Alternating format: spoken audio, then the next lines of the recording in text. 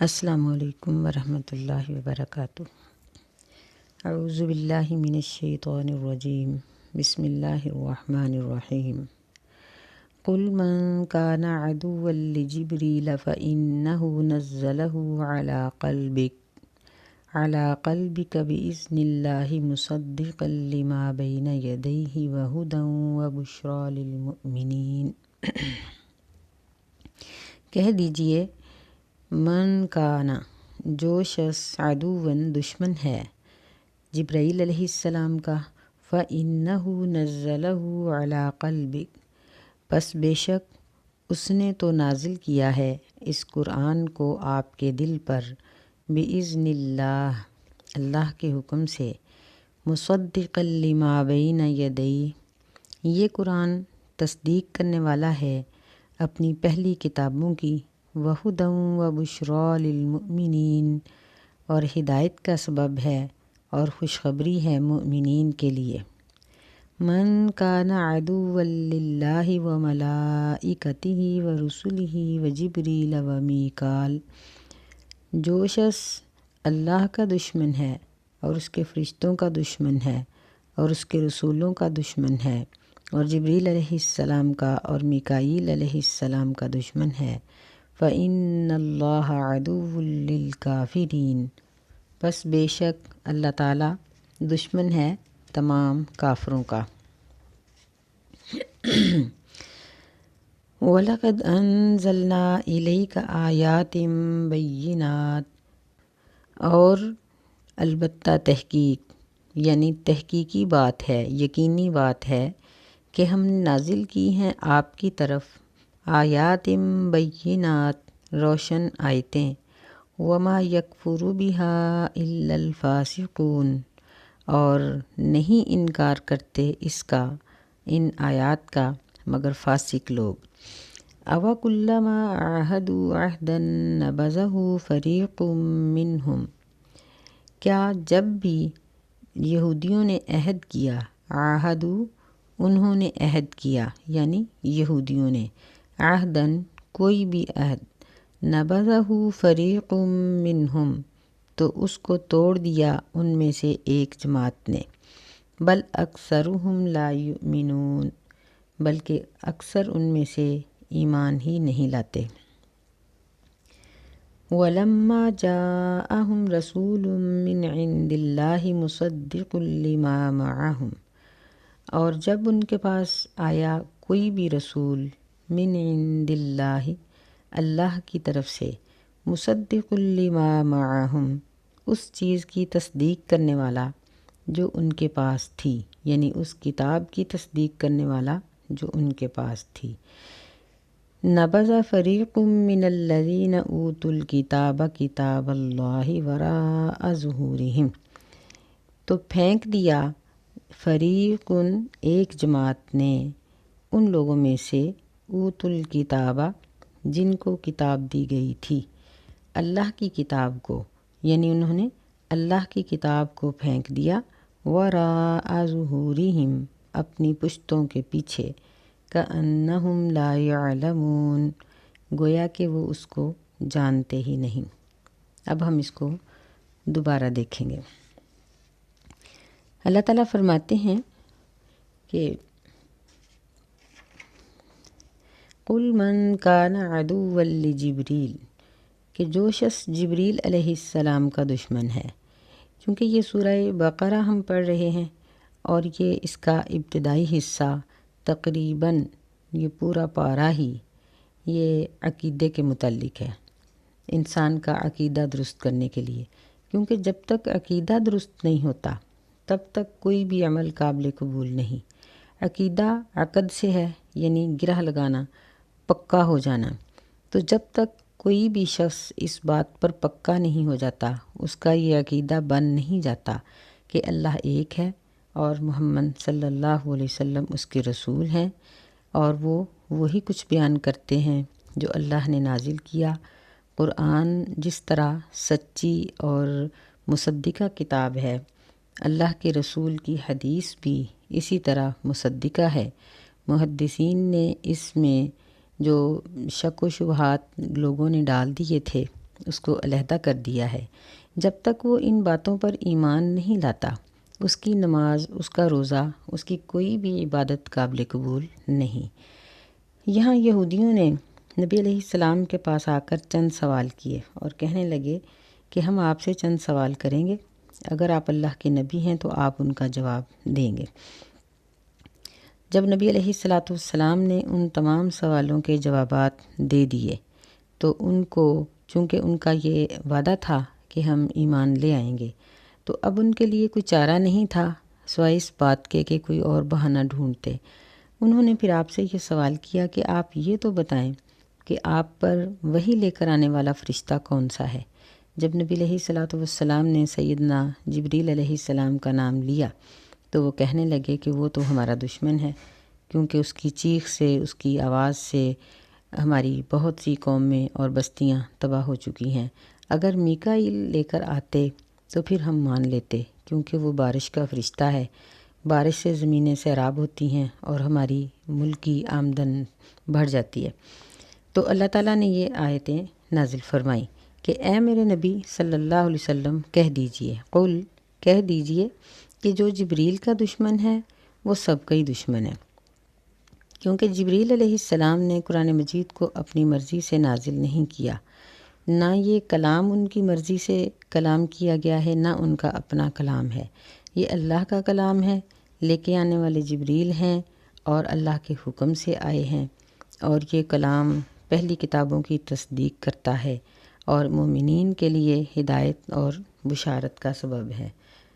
اس آیت میں اللہ تعالیٰ نے قرآن مجید کی بہت سی فضیلتیں بیان کی ہیں۔ پہلی بات یہ بیان کی ہے کہ اس کو لے کے آنے والے جبریل علیہ السلام ہیں۔ دوسری بات یہ بیان کی کہ یہ اللہ کے حکم سے آپ کے دل پر نازل ہوا ہے، یہ ان کی اپنی مرضی سے نہیں۔ اور یہاں اس لفظ سے کہ نزلہ علی قلبک بإذن اللہ، اس سے اس بات کی اور اس گروہ کے اس قول کی تکذیب ہو گئی جو یہ کہتے ہیں کہ اللہ نے وہی بھیجی تھی سیدنا علی رضی اللہ عنہ کی طرف، نعوذ باللہ، تو نبی علیہ السلام اور ان کی شکل ملتی جلتی تھی، تو جبریل غلطی سے محمد صلی اللہ علیہ وسلم کو وہی دے گئے، نعوذ باللہ من ذالک۔ پہلی بات تو یہ ہے کہ اس وقت سیدنا علی رضی اللہ تعالیٰ عنہ کی عمر چند سال تھی، بچے تھے ابھی۔ نبی علیہ السلام 40 سال کے ایک منجھے ہوئے اور بڑے عقل مند انسان تھے، ایسا شخص جس کی سارے مکے کے اندر ایک تعریف مشہور تھی، تو یہ غلطی کیسے لگ سکتی ہے؟ اور دوسری بات یہ ہے کہ اللہ کے فرشتے کبھی بھی اللہ تعالیٰ کے حکم کی خلاف ورزی نہیں کرتے، نہ ان کو کوئی مغالطہ لگتا ہے۔ تو یہاں اس فرقے کے اس قول کی تکذیب ہو گئی، ان کا جھوٹا ہونا ثابت ہو گیا کہ ایسا نہیں ہے، بلکہ فرمایا کہ اعلیٰ قلبک، آپ صلی اللہ علیہ وسلم کے دل پر اللہ نے اس کو نازل کیا ہے۔ تیسری بات یہ بیان کی کہ یہ قرآن پہلی کتابوں کی تصدیق کرنے والا ہے، مصدقا لما بین یدی، پہلی کتابوں کی اس نے تصدیق کی ہے کہ تورات، زبور، انجیل ساری کتابیں ٹھیک تھیں،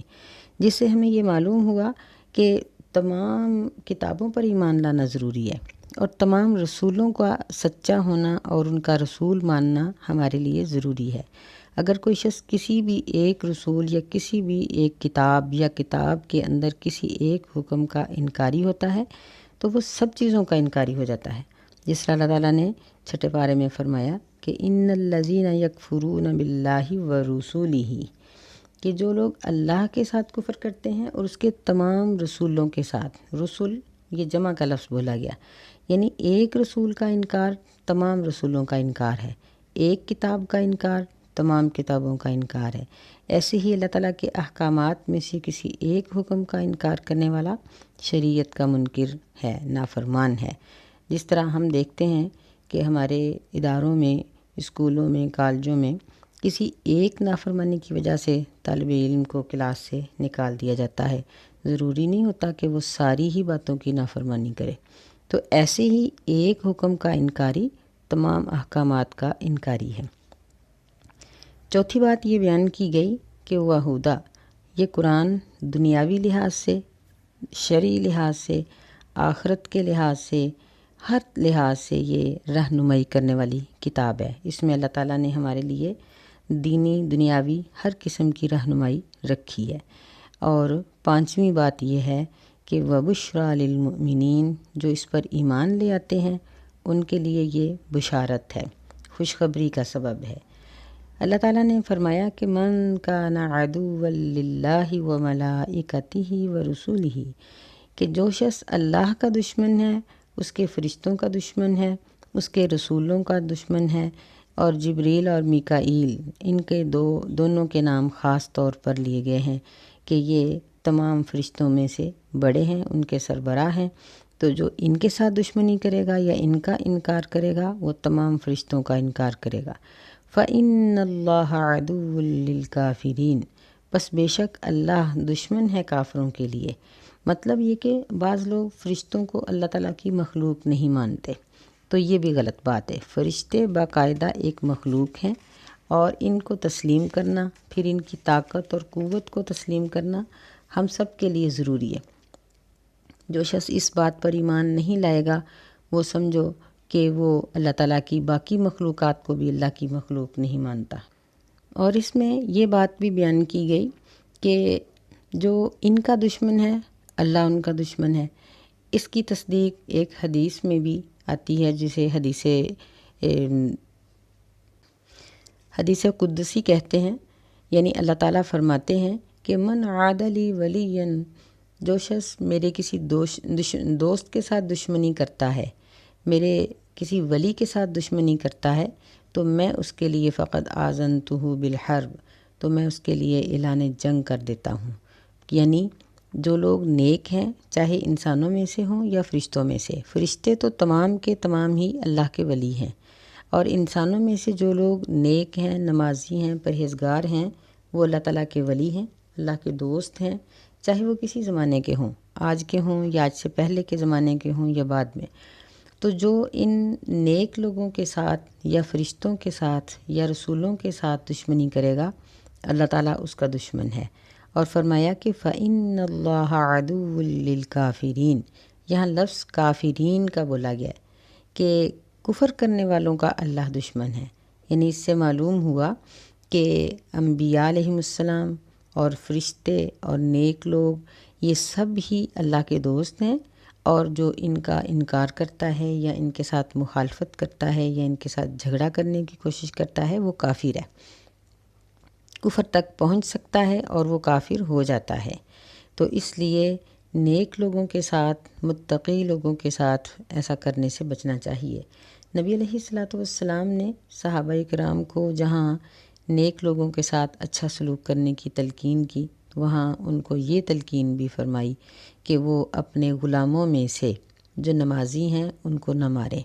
یعنی آپ نے فرمایا ایک غلام کے بارے میں کہ اس کو مت مارو، میں نے اس کو نماز پڑھتے ہوئے دیکھا ہے۔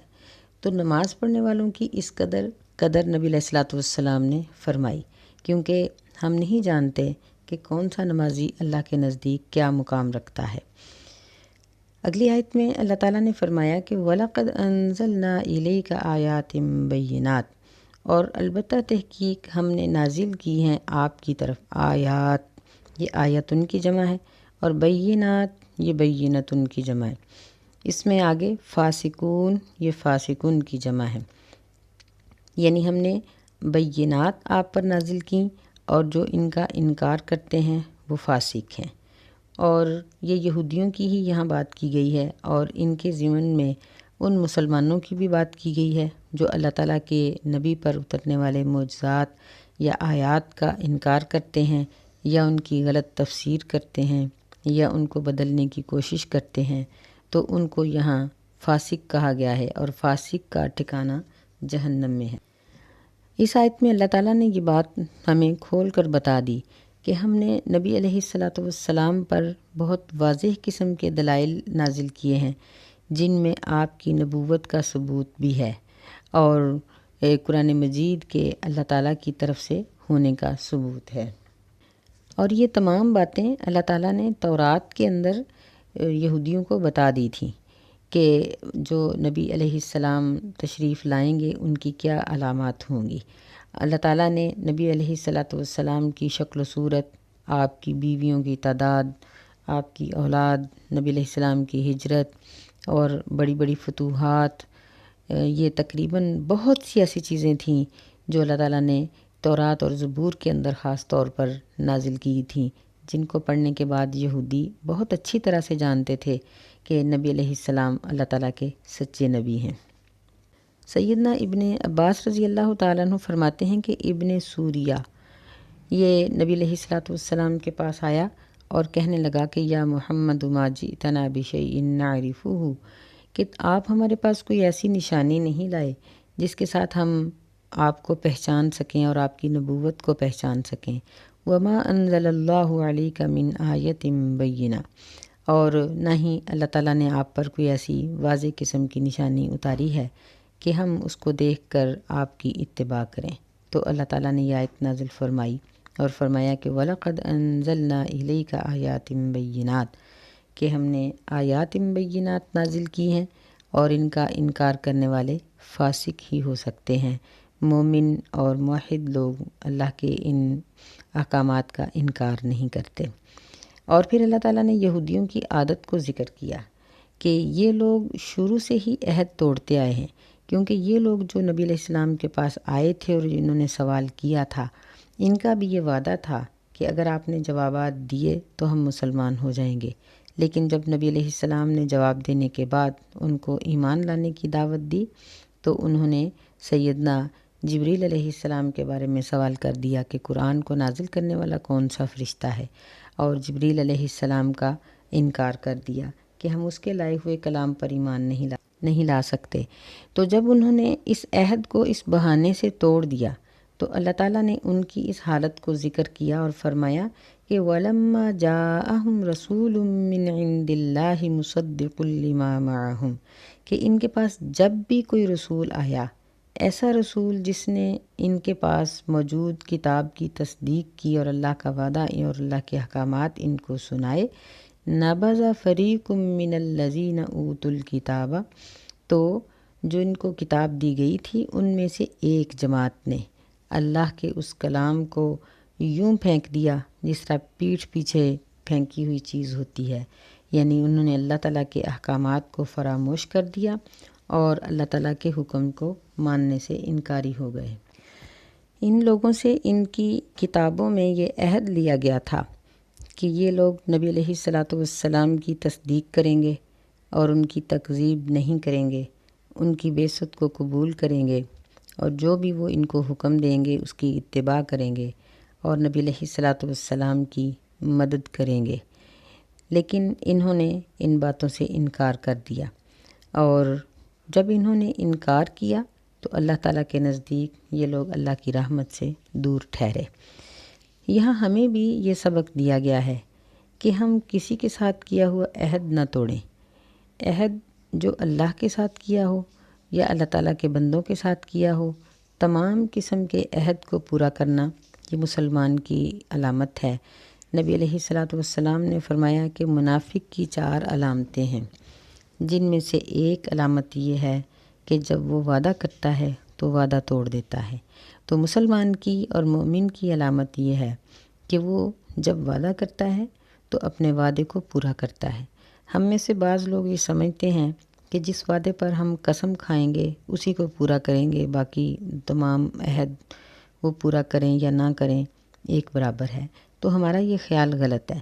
جو بھی بات کسی کے ساتھ کی گئی ہے اس پر قسم کھائی گئی ہو یا نہ کھائی گئی ہو، وہ ایک عہد ہوتا ہے اور اس کو پورا کرنا انتہائی ضروری ہوتا ہے۔ اور جتنے بھی عہد ہیں ان میں سے جو اللہ کے ساتھ وعدہ کیا ہے، یعنی اللہ پر ایمان لانے کا، اللہ کے احکامات کو ماننے کا، یہ سب سے زیادہ ضروری ہیں۔ پھر اس کے بعد اللہ تعالیٰ کے بندوں کے ساتھ جو عہد کیے جاتے ہیں وہ ضروری ہیں۔ اللہ تعالیٰ ہمیں توفیق عطا فرمائے کہ ہم اپنے عہد کو پورا کریں، اللہ کے ساتھ کیے گئے عہد کو اور لوگوں کے ساتھ کیے گئے عہود کو پورا کریں، اور ہم اللہ تعالیٰ کے مومن بندوں میں شامل ہو جائیں۔ آمین یا رب العالمین۔ السلام علیکم ورحمۃ اللہ وبرکاتہ۔